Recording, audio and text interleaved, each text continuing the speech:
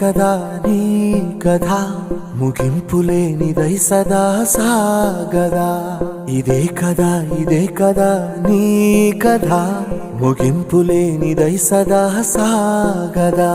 నీ కంటి రెప్పలంచున మనస్సు నిండి పొంగిన ఓ నీటి బిందువే కదా నువ్వెతుకుతున్న సంపద ఒక్కొక్క జ్ఞాపకానికి 100 ఏళ్ల ఆయువుందిగా ఇంకెన్ని ముందు వేచనో అవన్నీ వెతుకుతూ పదా